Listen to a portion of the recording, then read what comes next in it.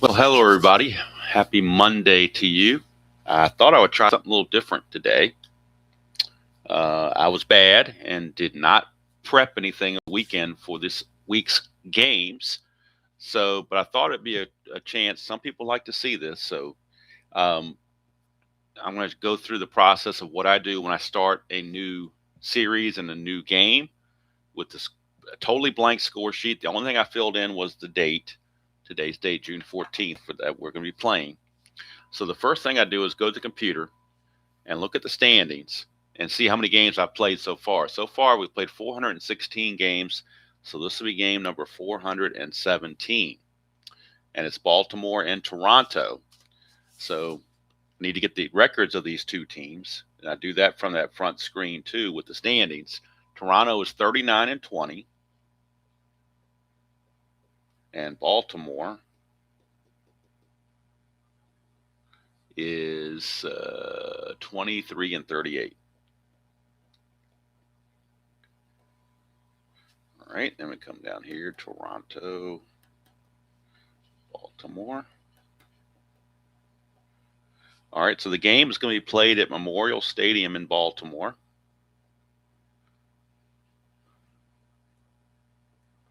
And we need ballpark effects for singles and for home runs.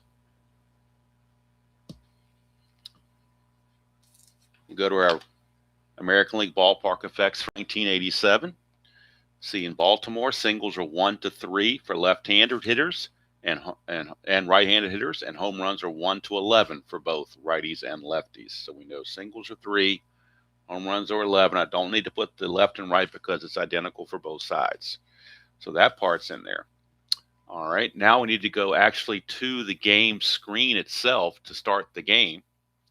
And that will give me the pitching rotations and the starting lineups. So we go to start this game, and it'll be Jeff Musselman against Dave Schmidt, a couple of journeyman starters here in this one. So not exactly your classic matchup here. All right, so basically what I'm going to do now is I got the lineups on the screen, so I'm just going to fill those in as we go. So I take my team here, and I've got the cards all in the envelope, so I'll pull them out. And we start. First guy leading off is Tony Fernandez. So Fernandez, the shortstop.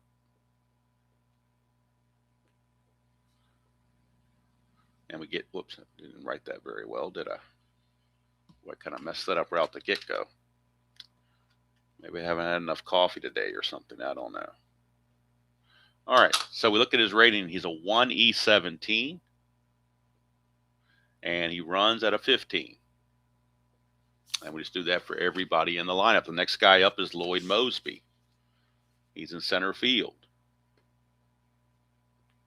And I'm right here on the crack of the table, so I need to move that out of the way. He is a 1-0 arm E7, and he runs at a 17. All right, so that's done. Third batter is the designated hitter, Rance Mullenix. So for him, all we need is his speed rating because he's not going to be fielding. We know he runs at an 11. So Rance Mullenix is the designated hitter, hitting third. Batting cleanup is going to be Jesse Barfield in right field.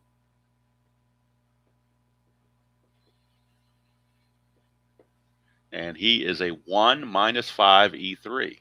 So great arm, -5 E3, and he runs at a 13. Next up is going to be Ernie Witt, the catcher. So we get Ernie Witt, and we're going to need a pass ball rating for him, so that we'll get that shortly. But Witt, the catcher, his T rating is a 1-4, so he's a T4. Fielding rating 20E2, and he runs at a 10. And I'll get the pass ball rating right before the game started the game. Next up is Fred McGriff, the crime dog. He's at first base in this one. So McGriff is at first base. Not very good, 4E25. And he runs at a 10. So that takes care of McGriff. Next up is Kelly Gruber, the third baseman. We'll get Gruber. Kelly Gruber at third base, and he is a 3E24, and he runs at a 15. I know my penmanship is not very good, but hopefully we can make it anyway. Rick Leach is the left fielder, so a lot of backups. Keep in mind, this is a Sunday afternoon game, so day game after night game on a weekend, a lot of times the managers will use their backups. So Rick Leach in left field is a 4+2E6. And I just write the number 2 here. I don't put plus here. I only put the sign when it's negative. So if you don't see a negative, you assume it's a positive. 4-2-E6, and it's a 10. Like I put the negative sign for Barfield, but for the positives, I don't put anything there. It's just assumed to be that number, because when you read numbers in general, it's always, you never see a positive sign. It's always assumed to be a positive sign. So here's Manny Lee at second base, and he will bat ninth. He's a 3E32 and a 15. All right, and the starting pitcher for today's game is Jeff Musselman. So we'll get him, get his card. We have Jeff Musselman as the starting pitcher. And he's a 0 hold. Witt's a 0 arm, so I put right here, his run factor is a 0. I have to wait to start the game to get the wild pitch and balk ratings because they are not on his card. Same with his one-loss record and everything. So that completes them. And now what I do is look at the Strat computer and let the Strat computer tell me, well, actually I can go to this thing here before the game starts. There's like a game notes section. So he's actually 3-1. All right. So now we're going to go to the game screen, and I'm going to get,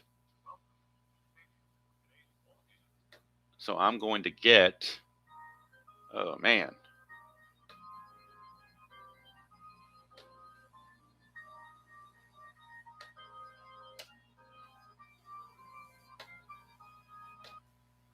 I don't know why the sound is on there like that, but whatever. All right.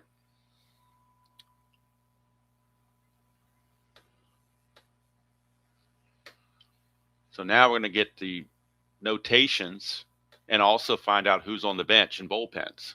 So I go to the computer roster, and it tells me these guys are on the bench for the Blue Jays. George Bell, Willie Upshaw, Garth Orge, Cecil Fielder, and the backup catcher, Charlie Moore. So those are the bench players that are available for Toronto. Now I need to go to their bullpen. They have left-hander Gary Lavelle, right-hander Mark Eichhorn, right-hander Tom Hinkie, and that's it. They got nobody else. That's it. Three bullpen arms. That's all they've got.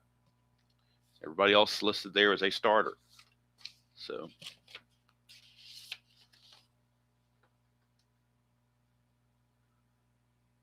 no, Dr. D, it's just it was a unique thing with the 87 cards. They had a totally different design where they put the infield on the back, and for whatever reason, they didn't put the ratings on the cards. They didn't put the pass ball rating for the catcher or the balk and wild pitch ratings for the pitchers.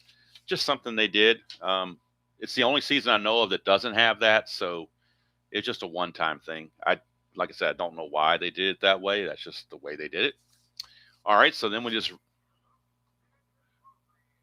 me get this. For some reason the sound is on here, and I don't know why. I think it's the sound settings are still on there from when I was doing the OBS testing or whatever.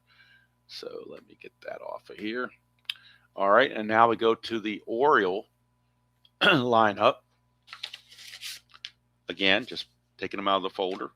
And we're going to find the first guy up is Alan Wiggins at second base. So we go to Alan Wiggins, second base. Wiggins, second base, and he's a 4E15. And he's a 17. So he actually runs very well, obviously. Doesn't do much else well, but he does run well. Lee Lacey's going to bat second in right field. And he is a 4-0-10. And he runs at a 16. Then you've got the two stalwarts, Ripken and Murray. Ripken's at short, where he's a 2E20. running at a 14. Then you have Eddie Murray. And Murray is a 2E10. And he runs at a 12. Next up is Ray Knight, third baseman. So we got to pull his card out. There he is. He was hiding under there. Ray Knight.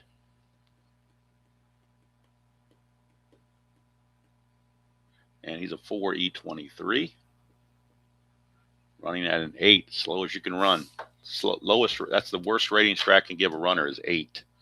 Next up is Terry Kennedy, the catcher. Kennedy. And again, we got to look up what his pass ball rating is going to be. His T rating is just a 2, so that's not bad at all. He's a 4.0 E4, and he runs at a 9. Next up is Mike Young, and Young is the designated hitter, so all we need is his speed. Since he is the DH, he is a 14. Next up is Larry Sheets. He's in left field. And he is a 4.1 E8, 4+1 E8. And he runs at a 9. Not very good, obviously. Last but not least is the center fielder, Ken Gerhart, as they give Fred Lynn the day off against a left-handed pitcher. So Ken Gerhart will patrol center field, where he is a 3. He's a 2 in left, but he drops to a 3 in center. 3, a +1, and an E10, and he runs at a 15. And then the pitcher, Dave Schmidt, pull him out of the pitching stack. Dave Schmidt. He is a +3 on his hold. Kennedy's a 0, so he becomes a 3 on the pitcher-catcher hold rating. And now since I've got it up on the computer, I can get his wild pitch and balk ratings. Schmidt's wild pitch is a 3, and his balk is a 0. Can also get his won-loss record, which he is 1-3 on the replay. So that kind of finishes off everything there for Schmidt. Now I just need to get the benches for each of these teams. Or for the Orioles, rather. So on the bench, they're going to have Fred Lynn, and I'm going straight by the Strat computer.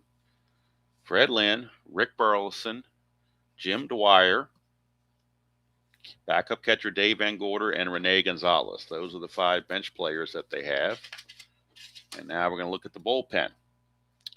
So the bullpen, they have the new, and they did make some moves. Jeff Ballard was sent down, and Jack O'Connor, a lefty reliever, is on the injured list. So they brought up Tony Arnold and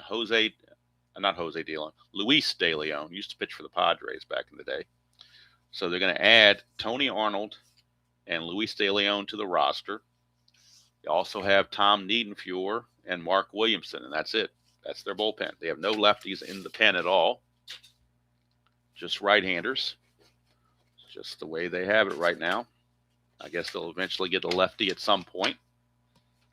All right, now let's get the T rating on Kennedy. Clean up a couple of spots that are missing on the ratings. The pass ball rating of Kennedy, I should say. His pass ball is a 2. And now we need two more things: a wild pitch and balk rating on Musselman and the pass ball rating on Witt. So look at Witt real quick and see what his pass ball rating is. Like I said, if it's one of the cards, I wouldn't have to do this on the computer. He is a 3, pass ball rating of 3.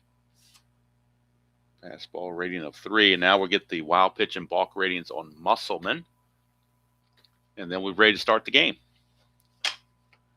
So Musselman's, he's 11 wild pitch and a 13 balk. That's kind of high. All right, so that's the background information.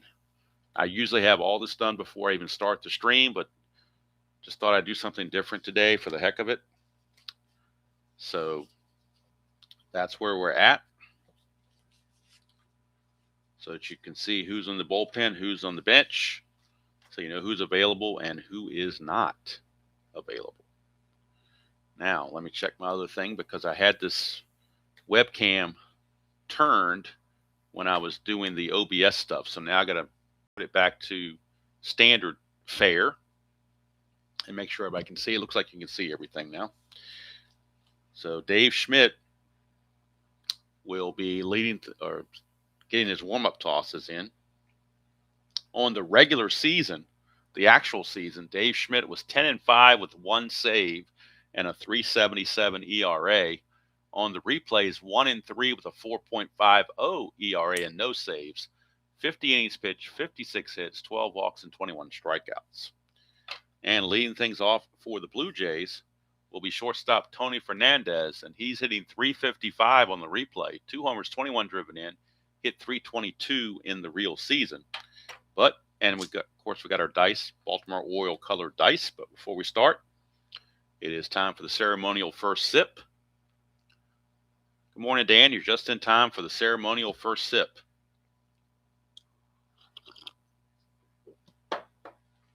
You did come. The only thing you missed was I was doing kind of a Jeffrey Guterman Strat Zen thing where I started the stream with a blank piece of paper and showed everybody how I do the ratings of what I fill in, where I get the information from, and all that stuff.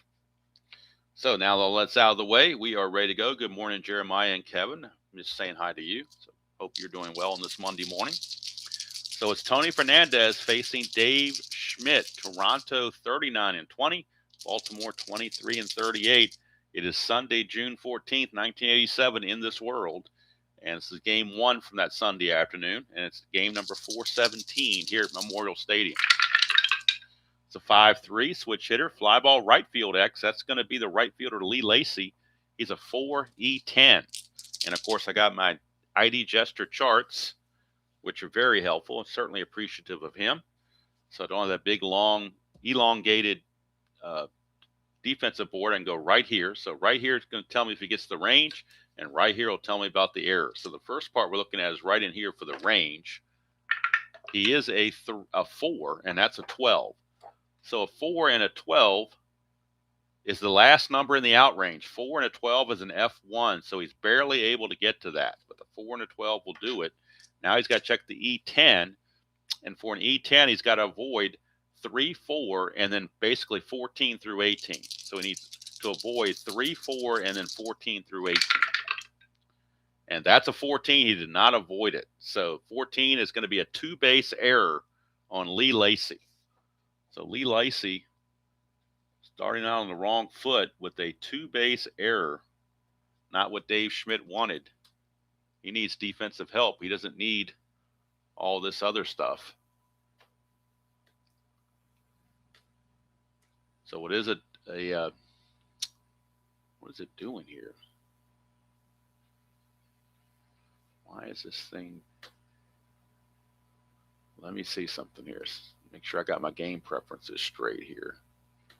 Manual entry. That's what's okay. So there we go. So it's a 2-base error on Mr. Lee Lacy. Schmidt not happy about it, obviously. Glad you did, Dr. D. They're actually very helpful from what I've seen. All right, so since somebody's on base, we're at our first havoc roll. Nothing happening. Here's Lloyd Mosby. He's hitting 336 on the replay, 17 homers, 57 driven in. He hit 282 real world.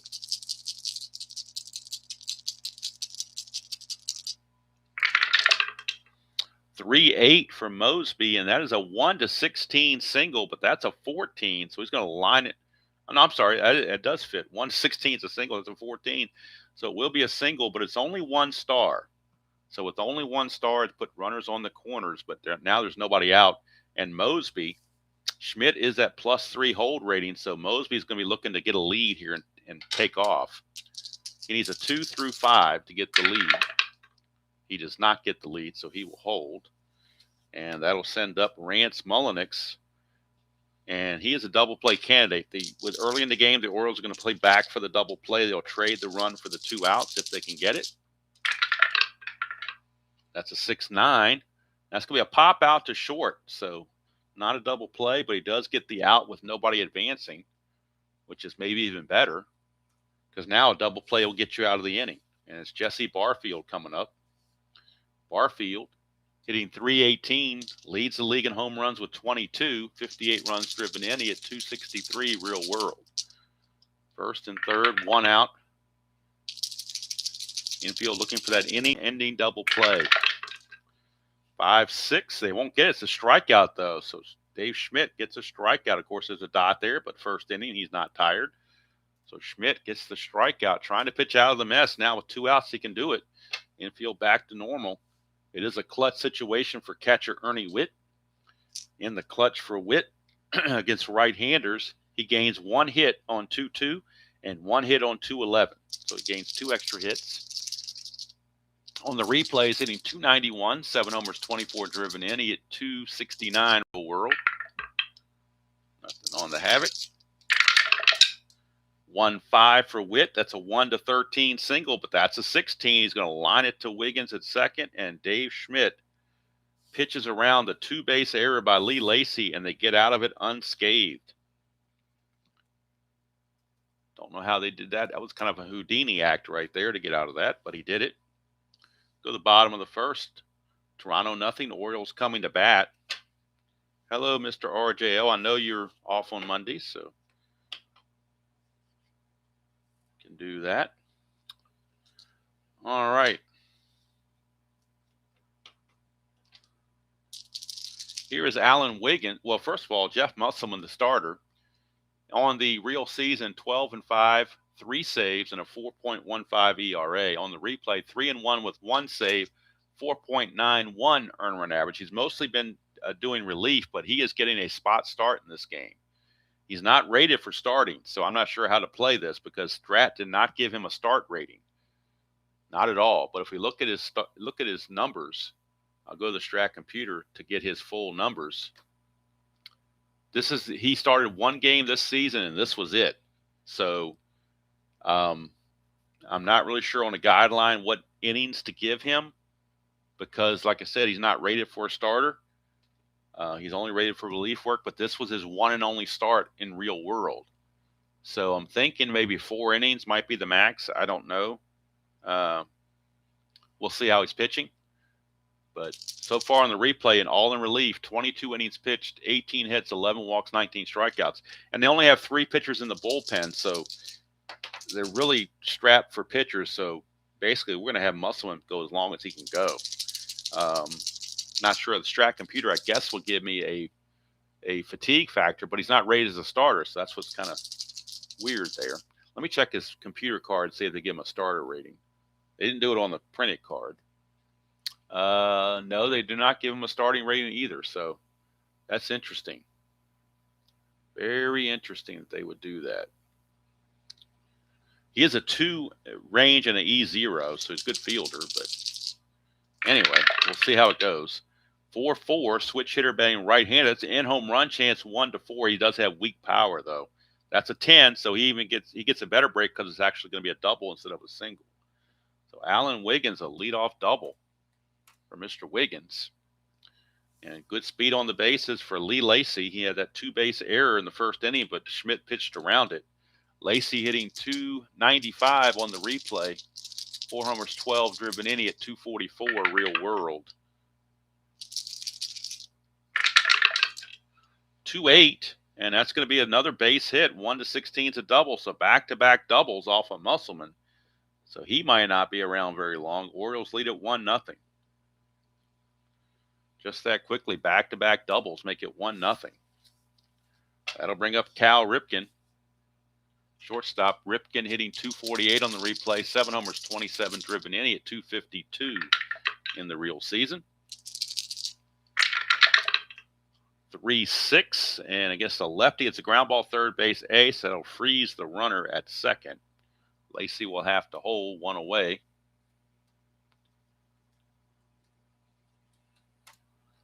As the play is made by Gruber. That'll bring up Eddie Murray, switch hitting first baseman. Murray hitting .297 on the replay, 13 homers, 35 driven in. He at .277 in the actual season. He's switch hitter, turnaround bat right-handed. Against Musselman, 5-7. That's a walk. It does set up a double play, so if you want to look for a silver lining there. But keep in mind that Mr. Jerry Garcia said it best, every silver lining comes with a touch of gray. Here's Ray Knight, 244 average, 9 homers, 26 driven in. He hit 256 real world. Infield looking for that double play.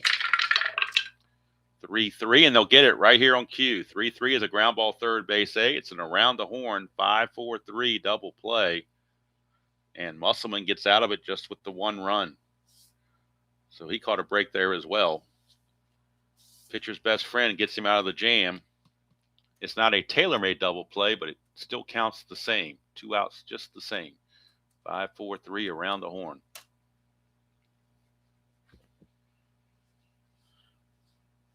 Dan, I don't know anything being condensed, being removed. He just kind of took everything, I guess took little snippets of it and put it in one Word document page, and he kind of fit everything in here. I don't see anything really missing that I can think of.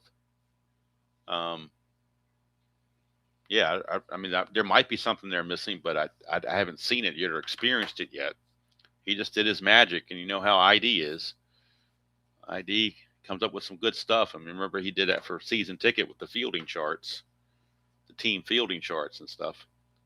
So that was kind of neat, where he combined it with the ballpark photo and put the fielding right there where the photo was.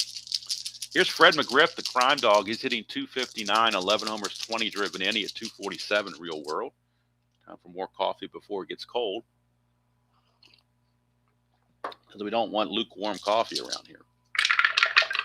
Here's McGriff, 6'10", catcher X. That is Terry Kennedy, 4E4. But again, nobody on base, so it makes it much, much easier for Terry Kennedy. Doesn't have to worry about a pass ball or anything.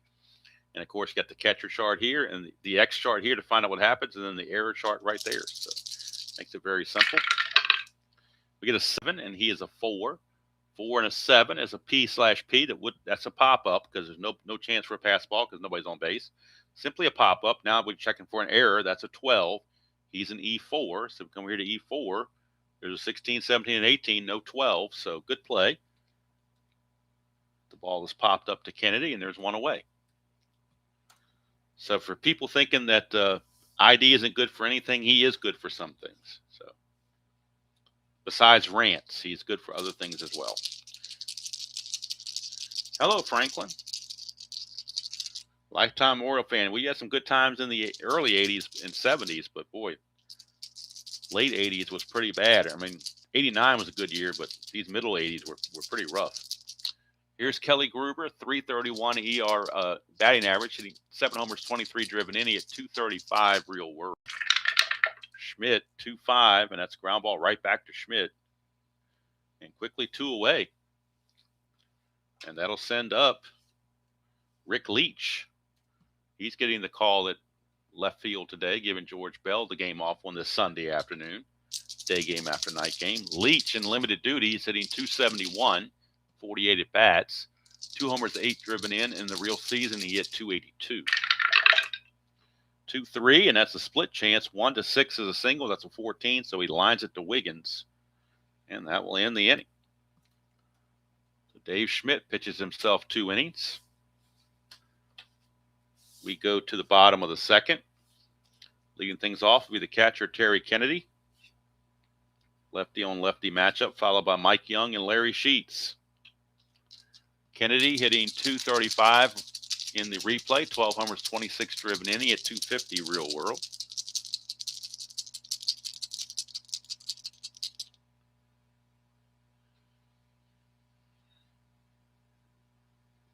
Okay, thank you, World's Worst. 4 2/3. I'll use that as a guideline. We'll try to get 5 innings out of him if possible.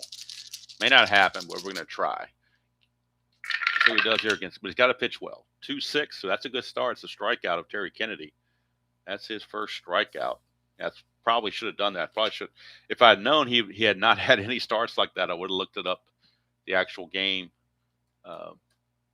and see how many innings he actually went in the start. But yeah, that makes sense. 4 1/3 is about right, or 4 2/3. Here's Mike Young. Young hitting 215 on the replay, 4 homers, 14 driven in, at 240 real world. He had a lot of promise when he came up and just never really lived up to that promise. 2-9, and that is going to be a ground ball to short. I mean, people were comparing him, I think, to Eddie Murray when he first came up, but that was a hard thing to be compared to. Hard act to follow.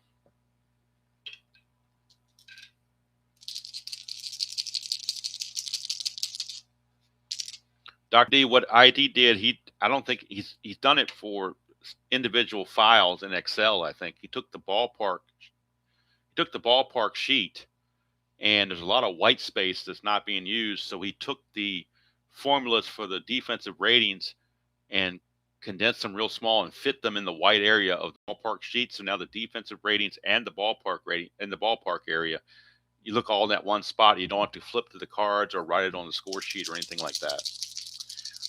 Here's Larry Sheets. He's hitting 290 on the replay, 10 homers, 22 driven in, at 316 real world. 212, and that's a ground ball to first. Easy play for the Crime Dog, and at the end of 2 innings of play, it's still 1-0 favor of the Orioles. And I'm going to definitely cap Musselman at 5 innings. The most I'm going to allow is 5 innings. If we can get 4 innings, that's great. 5 would be wonderful, because their bullpen is a little taxed. So, but it all depends on how well he pitches too.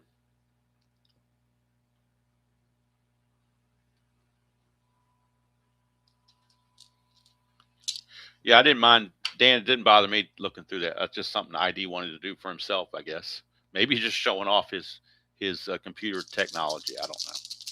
Here's Manny Lee. He's hitting 219, no homers, 2 driven in on the replay, 256 real world. Switch hitter, 612, and that's a strikeout. Schmidt with his second strikeout. And now we'll flip back to the top of the order for Tony Fernandez. He reached on the 2-base error by Lee Lacy his first time up, but was stranded at third base. 110 for Fernandez. That's a solid single, and he's going to be looking to get a lead. That +3 pitcher catcher hold rating. So a 6 or a 7, he obtains a good lead. He got it. He's going to go 18 being held as a 16, but the +3 is a 19.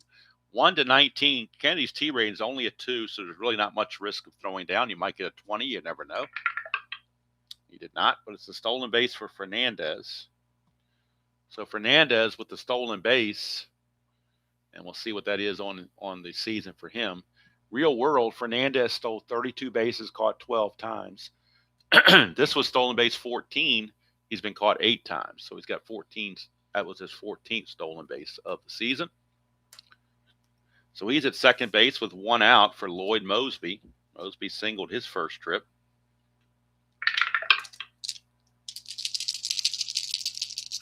I guess so, Dan. I guess so. 1-2, and that's a ballpark single check. It's only a 1 to 3, but that is a 3. How about that? But it's only a 1-star or 1 base advancement when you single on the ballpark chart. So runner has to hold at third. We're back to a similar situation that we had in the first inning. First and third he had it with no outs and got out of it. Now it's 1 out. But Mosby again is going to look to run. Needs a 2 through 5 to get the lead. Does not get it. He will hold. Infield looking for the double play against Rance Mullenix. 4-9, but he's not going to get it. That's a single.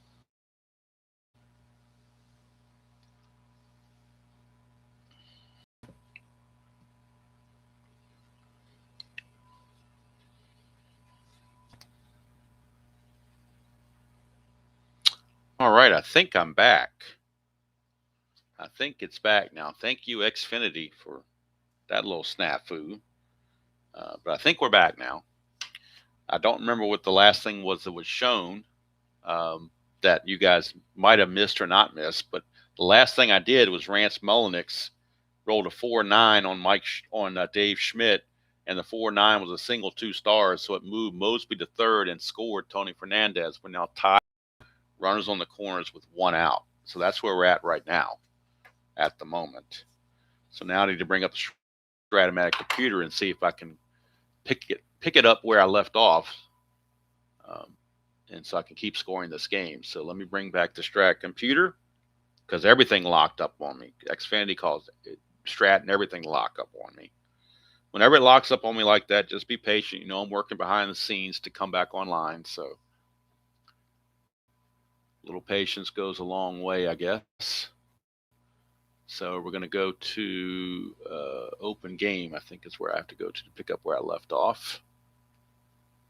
On the auto save there, I think is where we go for that. Let's see if that works. Yes, it did. Okay, so we're back in business. We are definitely back in business.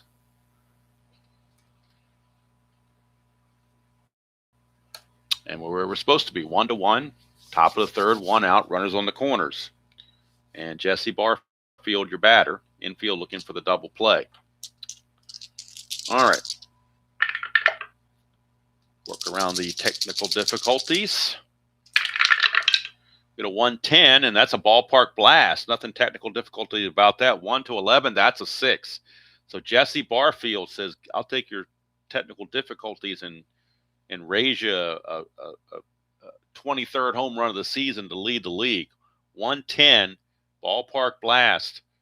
1-11, that's a 6. It's gone. Jesse Barfield, home run number 23 to lead the league. Talk about somebody running hot on home runs. His 23rd. He only had 26 all year. I'm sorry, he had 20. He had 28 all year long in 590 at bats.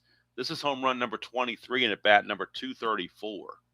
So he's not even halfway there, and he's only 5 away from his home run numbers. But it is now a 4-1 Blue Jay lead. 3-run home run off the bat of Jesse Barfield.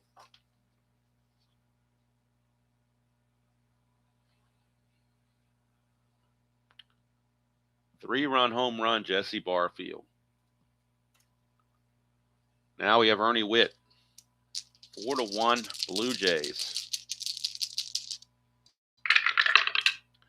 5-7, and that's a ground ball. Second base X, that is Wiggins. He's a 4E15. 4-11. So we go to our infield chart. Bottom left-hand corner of the infield chart is our range check. 4-11 is a G3, so we'll get to that. That's a 10, and he's an E15, so at second base, E15, there is no 10. So Wiggins will get to that for out number 2. 2 down. And that will send us to Fred McGriff. Popped it up to Kennedy, his first chance. Oops. 3-5, and that's a strikeout. So McGriff out on strikes, third strikeout for Schmidt, but a 4-score Abraham Lincoln inning with the 3-run homer from Jesse Barfield to cap it off. Go to the bottom of the third. It is now 4-1 Toronto. And that's one way to keep Jeff Musselman in the game longer, is to give him a lead. So Musselman, we facing the bottom of the order, Ken Gerhart, number 9 hitter. Gerhart on the replay hitting 206, 8 homers, 20 driven in, at 243 real world. That's a 1-5 for Gerhart. He'll pop it up to Manny Lee at second base. 1 away.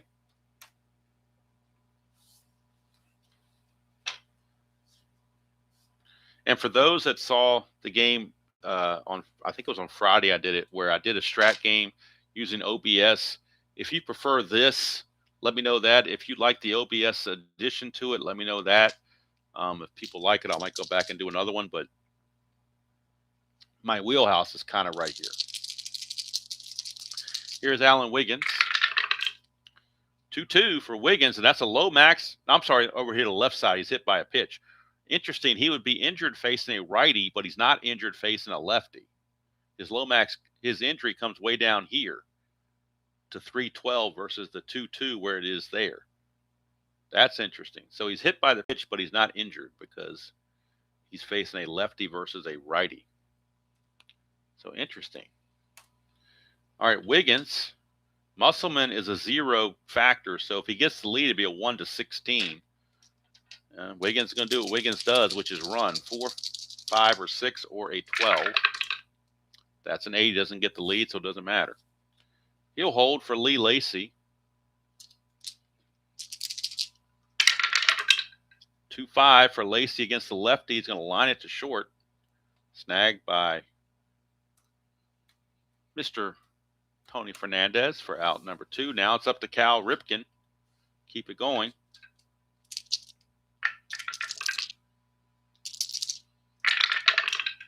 6-5, and that's a fly ball to right field. So Musselman, through 3 innings, is looking pretty good, maybe to go 5. I'm certainly not going to let him go any further than 5 because that wouldn't be realistic. He went 4 2/3 real world, so I think going 5 is not that much of a stretch. All right, so here's Gruber, but I think going 6 might be a stretch. So here's Gruber. Gruber is up. He grounded right back to Schmidt his first time up. Top of the 4th, 4-1 Blue Jays. 6-7 for Schmidt. Ground ball shortstop X. That's Ripken. He's a 2E20. 2 and a 5. Should still be okay, I think. Yeah, nobody's on base, so the pound sign's irrelevant. It's G3. That's a 9, and he is an E20 at short. So we come over here to E20 at short. No 9. So good play for Ripken. 1 away. 1 down, and that's going to send up Rick Leach. 4-4 for Leach. That's an in-home run chance, 1-10. That's a 13, so he'll have a double. It would have been a home run because he did have normal power against righties, but he will take a double instead. Rick Leach, 1-out double. And here's Manny Lee, number 9 hitter. Of course, the Orioles have 2 fresh arms in their bullpen. They got Tony Arnold and Luis De Leon that were just called up, so they got plenty of fresh arms in the pen if they need them. 6-8 switch hitter, and that's a fly to center. 2 down. Although they'd like to get at least 5 innings, maybe 6 out of Schmidt. So back to top of the order, Tony Fernandez. A clutch situation for Fernandez. And in the clutch, he's actually rated completely neutral in the clutch. He has no effect. Interesting, no effect for Tony Fernandez in the clutch against lefties or righties. 5-8, switch hitter batting left. That's a strikeout for Schmidt. There's a dot there, but he's not tired.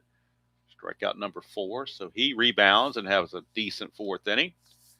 Go to the bottom of the 4th, still 4-1, our score.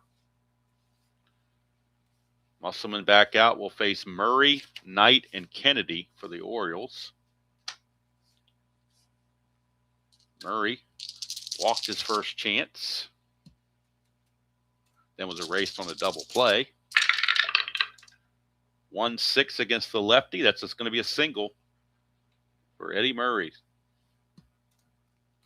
Ray Knight will try to avoid hitting into a double play for a second time. Although he's certainly, with that run rating of 8, obviously hits the ball hard on the ground. You're going to get those double plays. Musselman to Knight.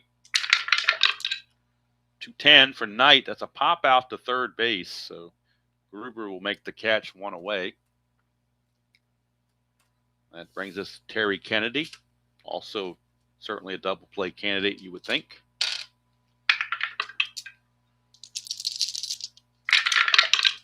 6-2, and that's a ground ball shortstop X. We've got a very good chance at a double play because Fernandez is a 1. And he's not holding the runner on, so he's going to keep that 1E17. So good chance of a double play. 1-17 is definitely a G1. And so that's a 13, and he's an E17 at short. E17 at short, there is no 13, so it is a G1. It is going to be a tailor-made, Giovanni's Tailor Shop, tailor-made double play, 6-4-3. Giovanni's Tailor Shop in Lemoyne, Pennsylvania, the unofficial sponsor of this channel, but the official sponsor of the tailor-made double play of the game. Giovanni's Tailor Shop. All right, so that's going to end the 4th inning. And we start the 5th with Lloyd Mosby. He's 2 for 2 with a run scored.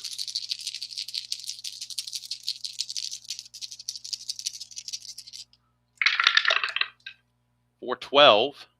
Ground ball first base C, so that means that Murray had to range a little bit to his right, so he flips to Schmidt covering first base. 3-1 put out on those ground ball C's. So here is Mullenix, DH, 1 for 2. 4-9, and that's going to be a solid single. He's 2 for 3. In fact, he got a 4-9 right before all heck broke loose on the stream. He got a 4-9, the same exact result. That was an RBI single. So he did it again. So as what's her name, Britney Spears did, oops, he did it again. And don't ask me why that came in my head, because I don't know. All right, here's Jesse Barfield. He had that big 3-run homer his last time up. 6-3 is a ground ball pitcher X. So Schmidt is a 3 with an E12. I had to get the 3 off the computer because it's not on his card, but he is an E12.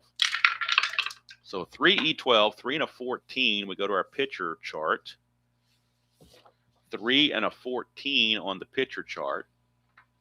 3 and a 14 is a G2, which means he gets the force play.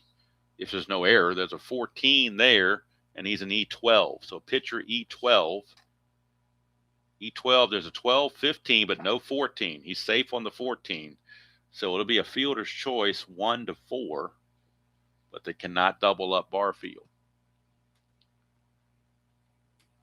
But there are now 2 outs. And it's up to Ernie Witt to keep it going. He's 0 for 2. Is Mr. Witt.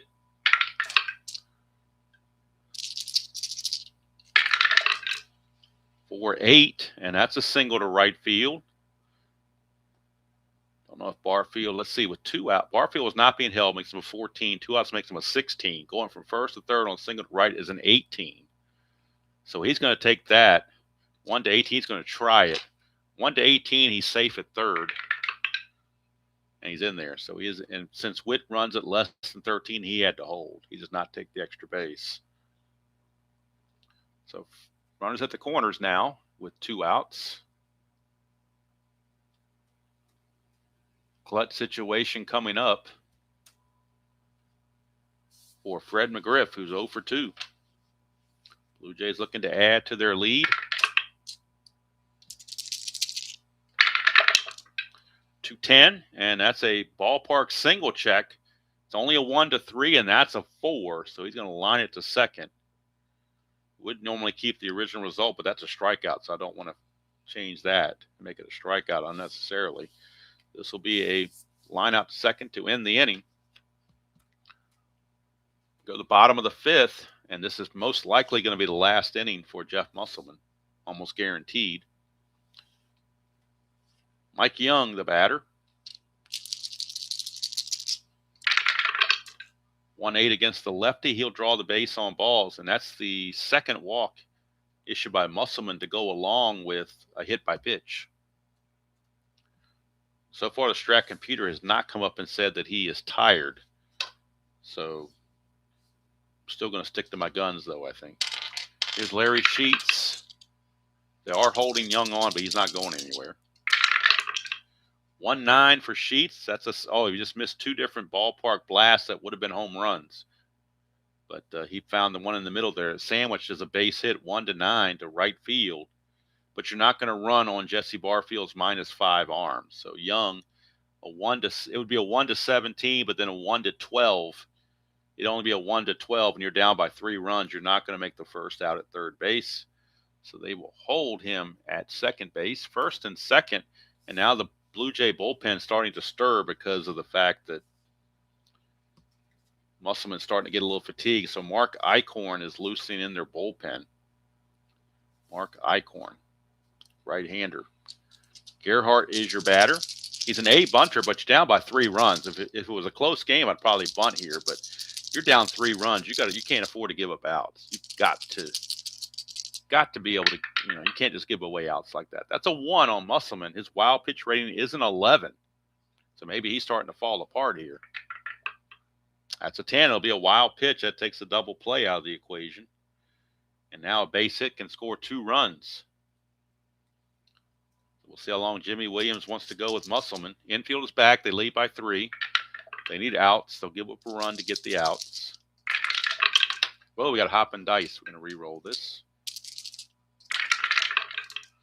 6-5 against the right-handers. A fly ball, right field C. It's not deep enough to score the run. So shallow fly to right is not going to cut it. One away, and here's Alan Wiggins. He is doubled and hit by a pitch. Infield still back. 5-10. That's a catcher X, and this could be troublesome for Witt, although he is a 2-2, but certainly the wild pitches and pass balls come into play with runners on base. 2 and an 8. That's going to be iffy. A 2 and an 8 for a catcher. Where'd you go here? 2 and an 8 for a catcher is a P/F, so that's a possible pass ball. That's an 11, and he is an E2. E2, there is no 11. So P/F, we're looking at the wild pitch rating of the pitcher to determine if it's a pass ball or not. His wild pitch rating is an 11. It is not a wild pitch. It's going to be a pop out because it wasn't a pass ball because it didn't hit his wild pitch numbers. So it's a pop out. Out number 2. 2 down, and here's Lee Lacy. Clutch situation for Lacy. Gains a hit on 110 and 210. And on 3-4. He gains 3 different hits. 3-6, though, is going to be a ground ball to short. And how about that? Second and third, nobody out, and Musselman pitches out of the jam. Go figure. That's going to be it for Musselman. He's going to go 5 innings. We will definitely cap him at the 5 innings. They will bring in Mark Eichhorn.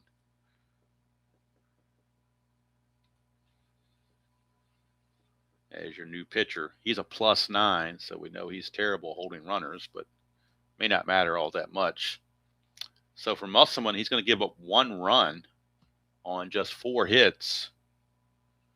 And let's see, he walked 2, hit a batter, and only struck out 1. Struck out Terry Kennedy, and that was it. But he's in line to get the win as he leads it 4-1 after 5. He pitched the mandatory 5 innings, so he certainly can qualify for the win.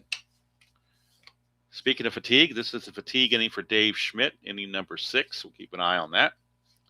Bottom of the order, Gruber, Leach, and Lee. Gruber, Leach, and Lee due up.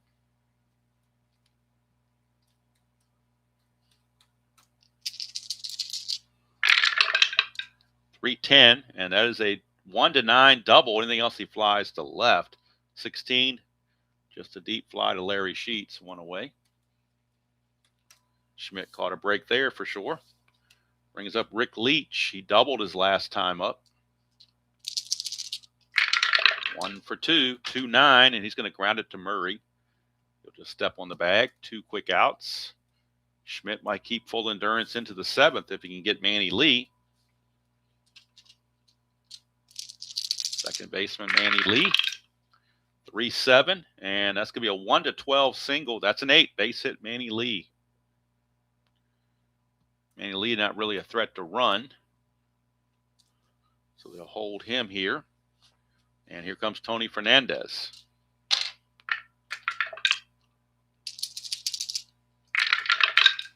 .57, switch hitter batting left. Ground ball second base X. That's Wiggins, but he's a 4-E-15. Oh, 4 and a 2 is terrible. 4 and a 2 will be a single 2 stars, almost guaranteed. 4 and a 2. That's exactly what it is. Single 2 stars. That's an 11, and he's an E15 at second base. There is no 11 there, but it is going to be a single 2 stars. And all of a sudden, the Blue Jays have runners on the corners with 2 outs as they threaten for more. Fernandez going to look to get the lead as well. Does not get it, so he'll hold. And that'll send up Mosby. Now 1 more base runner, and Schmidt will hit fatigue. So they do have De Leon loosening in the bullpen. Luis De Leon is loosening in their bullpen. Clutch situation for Mosby. In the clutch, he loses a hit on 3-9. 2-6, though, is going to be a strikeout. So big out there to get for Schmidt. That is strikeout number 5. Keeps the score at 4-1. And he still has a little bit of fatigue, a little bit of juice left for the 7th inning. So We'll see if they bring him back or they want to just go straight to De Leon. We're not sure yet. Mark Eichhorn will be your new pitcher for the Blue Jays. We'll bring him on in the computer. Computer is not telling me Musselman is tired, but to honor what makes sense, he only went 4 2/3 in the real game. I don't want to push him and be unrealistic. So Eichhorn will get the call here in the bottom of the 6th. Eichhorn on the real season, 10-6, 4 saves, and a 3.17 ERA. He did pitch 128 innings. He's got a fatigue rating of 2, but he's like a rubber arm guy out there. In the replay, 1-1 with a save and a 3.29 ERA, 41 innings pitched, 32 hits, 17 walks, 32 strikeouts, and he's facing Cal Ripken to start things off. 5-7, and that is a ground ball to Tony Fernandez at short. He's a 1. We know he's going to get to it. We're checking the error rating. And on an E17 shortstop, the only errors are 15, 16, and 17. So if this is not a 15, 16, or 17, he will make the play, which he does very easily. There's one away. That brings up Eddie Murray. Turnaround bat left-handed now against the righty, Mark Eichhorn. 1-7, and that is a 1-9 double. That's a 6. So Eddie Murray, 2 for 2, a walk, a single, and now a double. Doing his part, but not getting much help otherwise. Here's Ray Knight. He's 0 for 2. 1-7, and that's a strikeout of Ray Knight for out number 2. 2 down, and it's going to be up in a clutch situation to Terry Kennedy. In the clutch against right-handers, he loses a hit on 2-7 and on 3-6.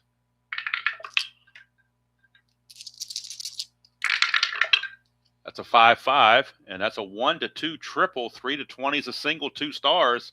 That's a base hit, and with the 2-star advancement, Eddie Murray will score. And that cuts the lead to 4-2. Tying run now at the plate in Mike Young, and he has the power to go deep. He had 16 home runs on the 87 season.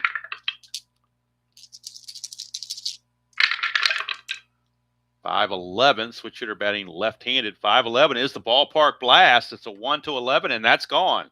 So Mike Young does just that. A 2-run home run, and all of a sudden now Musselman cannot be the winner. And Eichhorn is in deep trouble. Home run, Mike Young. Look at it again. 5-11 against the switch hitter batting left is a ballpark blast. A 1-11, that's a 6, and Mike Young has normal power. Home run number 5 on the replay from Mike Young. 2-run shot has tied this ball game at 4. RBIs 15 and 16 for Young. And now here's Larry Sheets. So Eichhorn may not be long for this game, which means the Blue Jays are going to start running out of pitching. Here's Larry Sheets. 1-9 for Sheets, and he singles. So they keep it going. Boy, Eichhorn's having all sorts of issues. All sorts of issues. Here's Gerhardt. And there are 2 outs. You just can't get that 3rd out for some reason. Having a whale of a time getting that 3rd out. 1-9. He finally does it on a pop-up to second. But a 3 spot for Baltimore has just tied this game at 4 apiece. Gets Dave Schmidt off the hook. So he's off the hook. He cannot lose it now. And the Orioles will go to their bullpen for one of the fresh arms. And that will be Luis De Leon. He'll be making his 1987 debut for the Orioles. Pitched for the Padres in the early 80s, but now with the Orioles.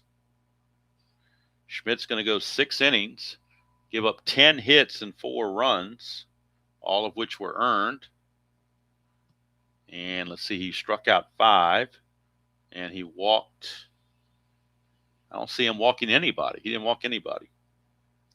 So De Leon making his debut is a +2 hold. On the 87 season, 0-2 with a 4.79 ERA and 1 save in 21 innings of pitching. He does have a fatigue factor of 3, so he can finish this game if he's effective. We'll see how effective he really is. Here's Rance Mulliniks. He will lead things. Well, first of all, I got to bring on De Leon in the computer game. Right now, I still have Schmidt in there, and that's incorrect for obvious reasons. So Schmidt is out, and De Leon is in.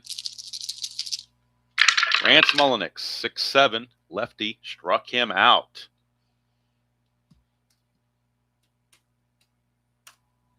Struck him out, one away. That brings up Jesse Barfield. 2-6 for Barfield, struck him out. So De Leon, an impressive Oriole debut with 2 strikeouts. And that'll send up Ernie Witt.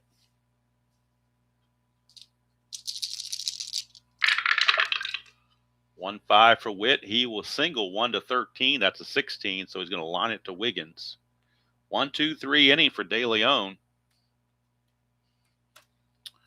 We go to the 7th inning stretch. We're tied at 4. They're going to give Eichhorn one more chance because their bullpen is so taxed. And he's got the length, so they're going to try to give him another chance. But if he gets in trouble, they will go to Gary Lavelle pretty quickly. So Wiggins lead things off. 4-4, and that's a ground ball right back to Eichhorn. One away.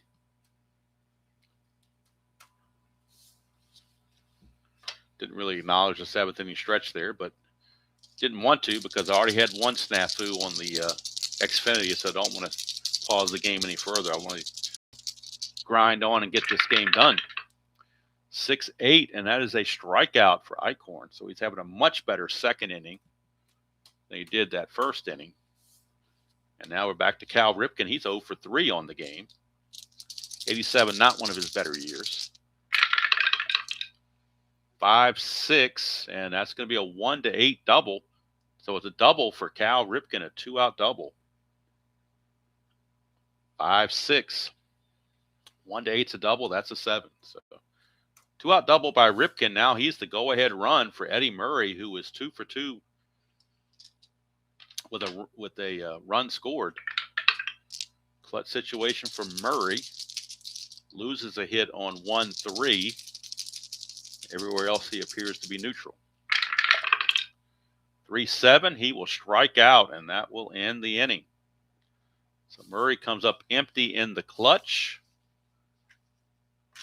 And we go to the top of the 8th. Score still tied at 4 apiece. De Leon for his second inning of work. He'll be facing McGriff, Gruber, and Leach. Orioles do not have any lefties in their bullpen, so they're stuck with right-handers. 2-11, and that's going to be a ballpark single check. It's only 1-3, though, so that'll be a liner to second base by McGriff. 1 down, and that's going to send up Kelly Gruber. He's 0 for 3. 6-6, and that's a ground ball to short. Ripken will take care of it. Leach, 1 for 3. 1-7. He make it 2 for 4 as he gets a 2-out single. He's no threat to run, though. Manny Lee, they could pinch hit for Manny Lee if they so desired. Let's see who they got on the bench again. Went through at the beginning of the game, but that's been a while back. Remember, they do have some starters on the bench. They got Willie Upshaw and George Bell on the bench in this Sunday afternoon game. You also have the dangerous Cecil Fielder, and you could bring Garth Origin to play second base. So, with those things in mind, who do they want to go to? Well, just makes sense to go to George Bell. So we're going to George Bell. He will hit for Manny Lee. And then Garth Orge will take over at second base in the 8th inning. So we got George Bell pinch hitting here in the 8th. And then you have Orge, who will play second base in the 8th. So we go to the Strat computer and bring in George Bell for Manny Lee. Definitely an upgrade. George Bell with 2 outs and a runner at first base. Chance to do damage right here. George Bell on the replay is hitting 289. 20 homers, 56 driven in. He hit 308 with 47 home runs real world. 3-3, and he's going to ground it to third, and that's going to end the inning. So he came up empty with that, and now Garth Iorg takes over at second base. So we go to the bottom of the 8th. And we need to bring in Garth Iorg on the computer to play second base, where he's not necessarily all that great, but it's the only guy you got left, so you got to put him there.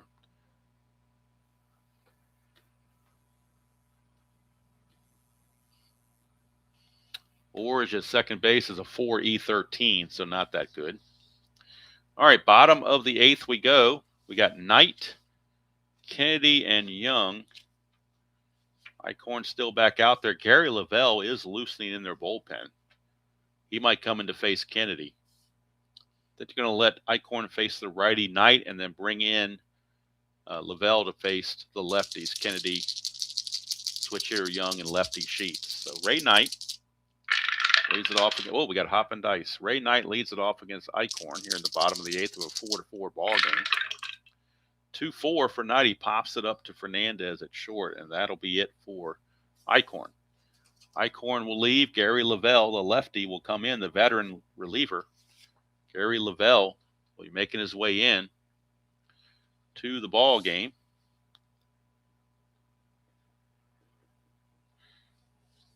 So Eichhorn is going to go 2 1/3.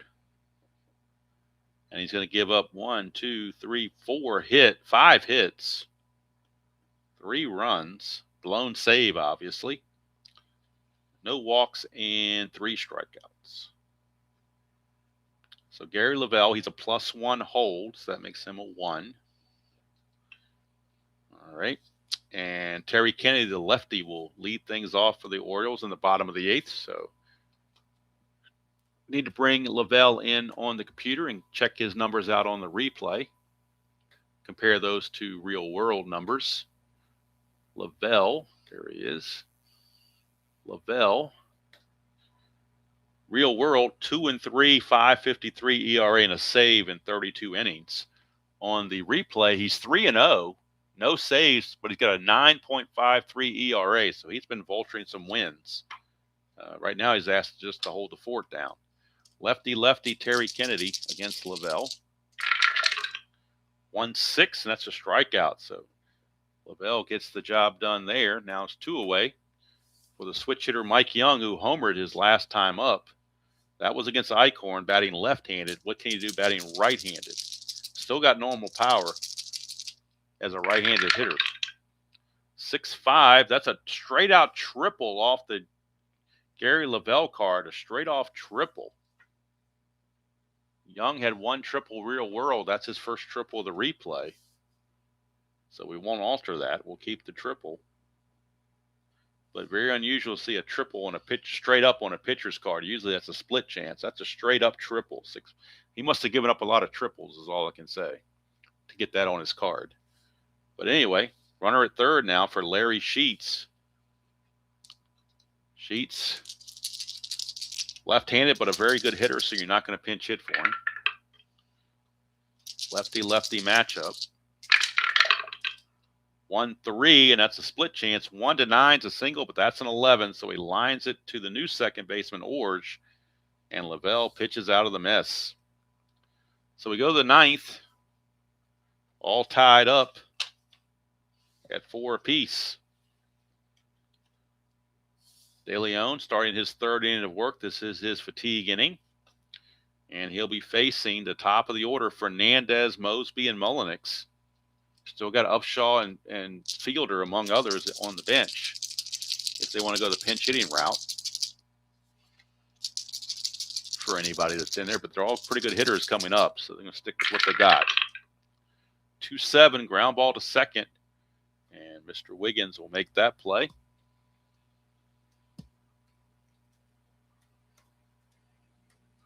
One away, and that's going to take us to Lloyd Mosby. He's 2 for 4. Run scored.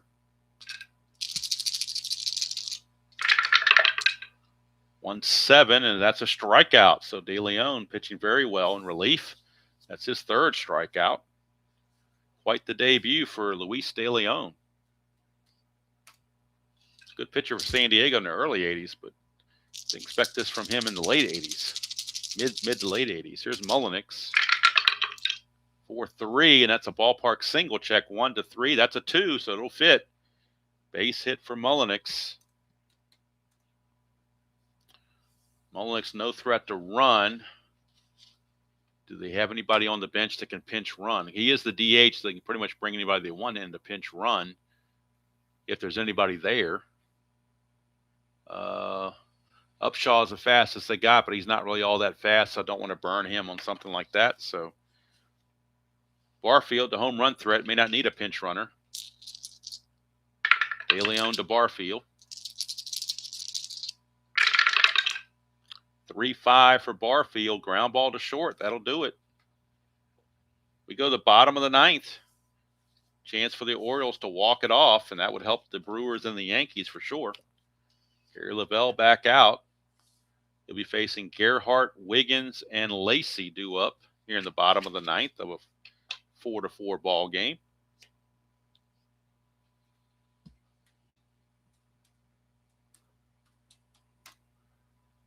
Four runs, 12 hits, and no errors for Toronto. 4 runs, 10 hits, and 1 error for the Orioles is where we stand.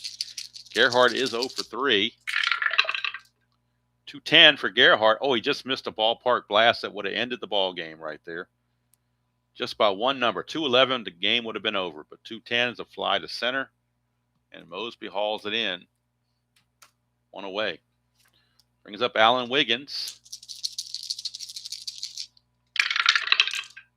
3-7 for Wiggins. He grounds it to short. Fernandez is there. We could be looking at extra innings. Unless Lee Lacey does something. He's 1 for 4. 4-6, and he's going to ground it to Fernandez at short once again, and we got free baseball. We go to the 10th. It is still tied at 4 apiece, and that's the last thing Toronto needed was extra innings when they're running with a short bullpen. Because you're wearing your guys out big time. Now, De Leon, he went 3 innings. I think we're going to go ahead and cap him at 3 innings just to be I don't think the Orioles will want to overuse him on his first game back or first game of the season, so we're going to cap him there. And they will actually go to Tom Niedenfuer out of the bullpen because there's no longer a save situation. 1 hit, no runs, no walks, no strikeouts. So there we go. So Tom Niedenfuer will come on for the Orioles. He's certainly rested. Niedenfuer, but a great job for De Leon. He definitely did a good job there. Niedenfuer a +2 on his hold. So we'll start the top of the 10th. Niedenfuer will come in to face Whit, McGriff, and Gruber. You'd love to have a lefty, but they just don't have one. So it's not an option. The only lefty they have is McGregor, and Derek Bell, and they're both going to start very soon. So I don't think they want to go doing that. Bell does have a relief rating, but to me, you go with the relief pitchers until you run out of them. So Niedenfuer, real world, was 3-5 with a 4.99 ERA and 13 saves. In the replays, 0-1 with an ERA of an even 4 and 2 saves. And 9 innings pitched, giving up 12 hits, 4 earned runs, 3 walks, 6 strikeouts. He has been bitten by the gopher ball. He's given up 4 home runs in 9 innings of pitching. So the gopher ball has gotten him. And no, it has not been Jack Clark or Ozzie Smith. It's been other American leaguers that have gotten him. Here's Ernie Whitt, top of the 10th. 1-5 for Whitt, and that's a 1-13 single. That's a leadoff single for Ernie Whitt. So Whitt, a leadoff single. Fred McGriff, not exactly known for his bunting, so he's going to swing away.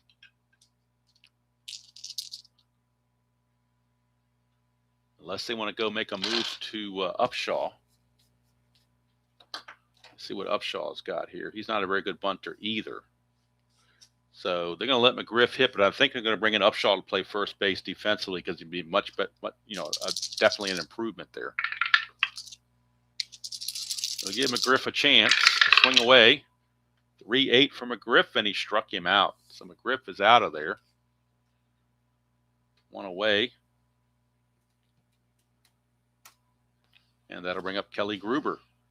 And that's going to be it for McGriff. They're going to bring in Willie Upshaw to play first base in the 10th inning. Much better defender. And the way McGriff's hitting right now, might be a better hitter too. Here's Kelly Gruber.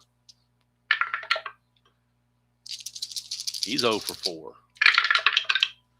3-8, and that's a single to left field. There's an anti-clutch there, but we don't have a clutch situation.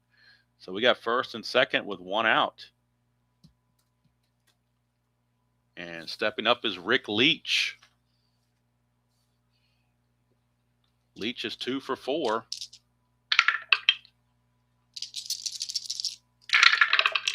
That's a 1-8, and that's a single to center field. Gerhardt is a +1 arm, but Witt doesn't run well, so they'll hold it with bases loaded and one out. Bases loaded, one out for Garth Orge. You can't pinch hit for Orge because you got nobody else to play second base, so they're going to have to stick with Garth Orge. Orge on the replay hitting 146, no homers, 10 driven in. He hit 218 real world. Infield is looking for the double play. They are back for the double play. Thinking Orge will hit into a double play. 5-8, 1-7 is a double. That's a 3. It's a double for Garth Orge. Might be a base clearing double. It's at least a 2-run double. And now Tom Hinkie loosening in the Blue Jay bullpen. Rick Leach runs as a 10, not being held as an 11. The double's assumed to go to center to be a 12. Let's see. They're going to hold him with one out. They'll hold him at third base. So it's a 2-run double for Garth Orge off of Niedenfuhr. And now the Blue Jays take a 6-4 lead with Tony Fernandez, and now the infield is going to come in. The infield is now in. 6-8, and it doesn't matter where they are. 1-2 is a triple. That's going to be a double for Tony Fernandez, and that's going to be it for Niedenfuhr. He just didn't have it. He gave up 4 runs in 1/3 of an inning. Terrible, terrible for Tom Niedenfuhr. And there's no Jack Clark or Ozzie Smith around to blame. It's just all on Niedenfuhr. So they'll go to Tony Arnold, their other fresh arm out of the bullpen that just got called up. They'll go to Tony Arnold. Niedenfuhr, 1/3 of an inning. He's going to give up 4 runs. He is responsible for Fernandez. Gave up 5 hits. Boy, talk about somebody not having it. He did strike out one batter, but that was it. So Tony Arnold is your new pitcher. He'll be facing Mosby. And now it's not even a save situation for Hinkie, so they'll probably leave Lavelle in the game. Now, to think about it, might as well give Hinkie a game off, get him some rest. So coming in to pitch for the Orioles will be Mr. Tony Arnold. We'll bring him in. On the real season, Arnold was no wins, no losses, no saves, and a 5.77 ERA. On the replays, 0-3 with a 7.16 ERA. But he's in mop-up duty right now. 1-9 for Mosby, and that's a ballpark blast. That's a 17, though, so it's out of range. So luckily for Arnold, he caught a break. 2 down, and it's going to be Rance Mullenix, the batter.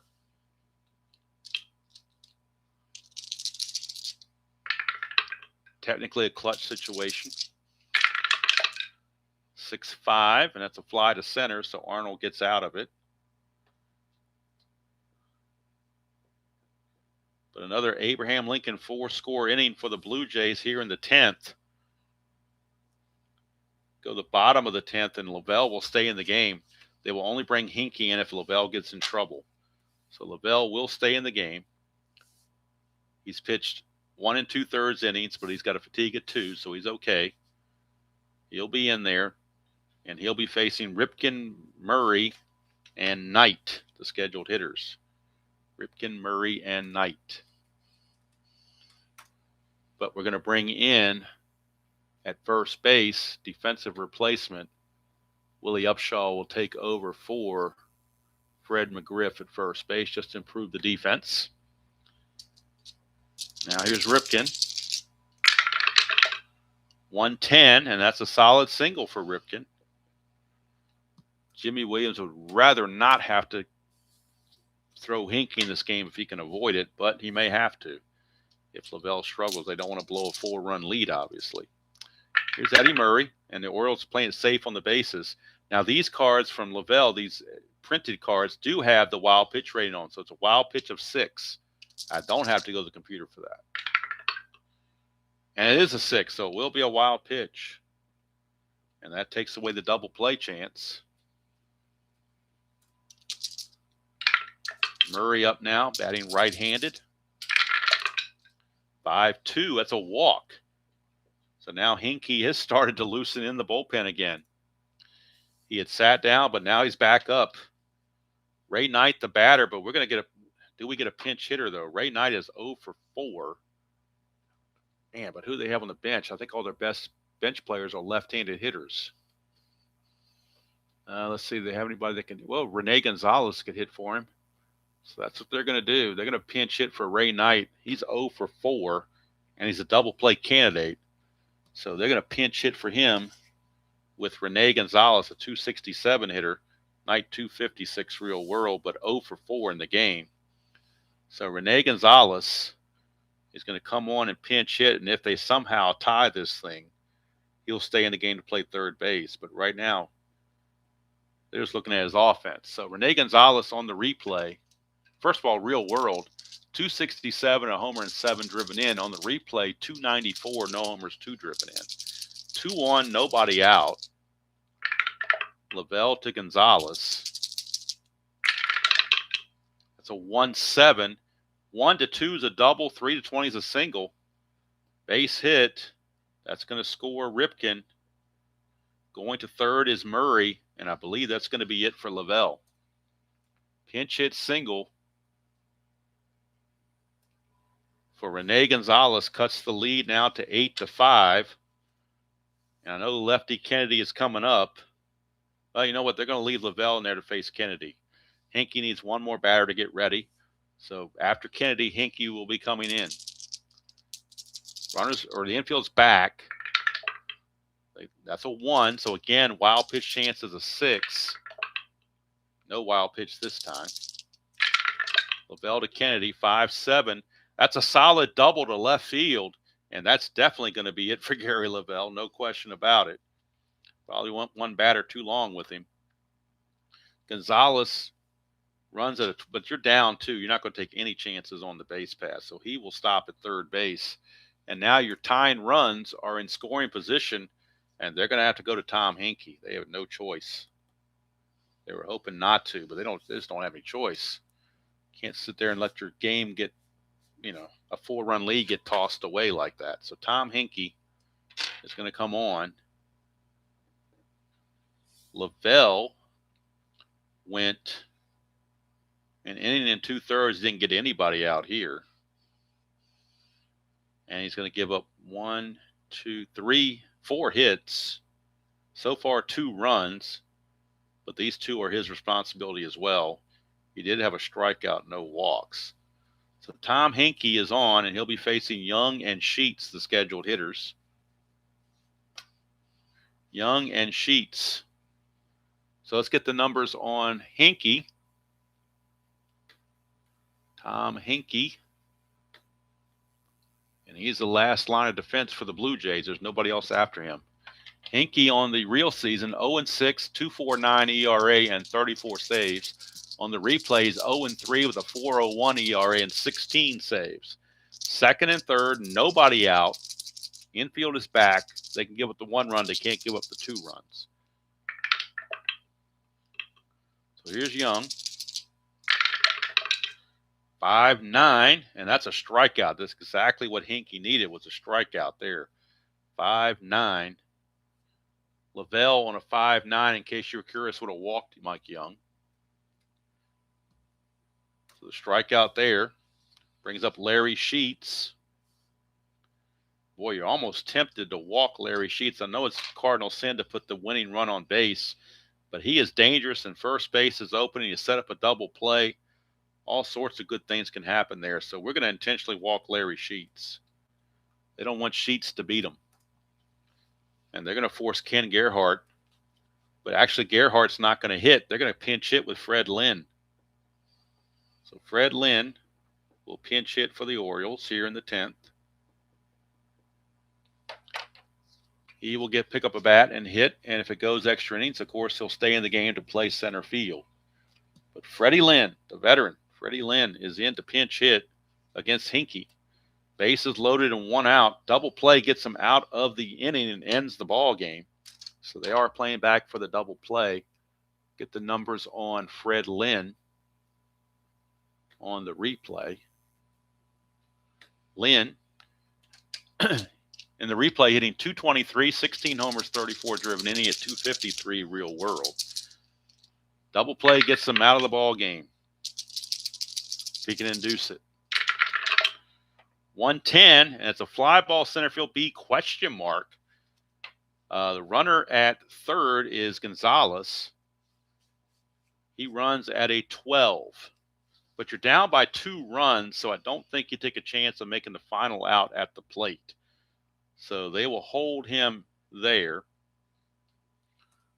I mean, you could have tried it, but you're not really gaining anything because his run doesn't mean anything. It's the run on second base that counts. So Alan Wiggins is your scheduled hitter, but he will not hit. They will go to pinch hitter extraordinaire Jim Dwyer. And Dwyer will pinch hit here in the 10th with the bases loaded and 2 outs in place of Wiggins. So we need Jim Dwyer. Veteran Jim Dwyer. If it goes extra innings, Rick Burleson can play second base. But right now, it is Jim Dwyer time. Washer and Dwyer time. Bases loaded, 2 outs, bottom of the 9th of a 2-run game. So Dwyer, pinch hitting on the real season, Dwyer was .274 average, 15 homers, 33 driven in. On the replays, hitting .294, 6 homers, 14 driven in. It is a clutch situation for Dwyer. In the clutch, he does lose some hits, though. 1-9 and 110 and 2-6 and 3-12. So he loses 4 hits there in the clutch, but he's still the better hitter regardless. So there's going to take a chance he doesn't hit one of those clutch ratings here. 410 is actually on the pitcher card. Ground ball, third base X, so it's all up to Kelly Gruber. He's a 3E24. So a huge defensive chance right here. 3E24 for Kelly Gruber. 3 and an 11, he should get to that, you would think, because he's not holding anybody on. So a 3 and an 11 is a G2. That's good enough.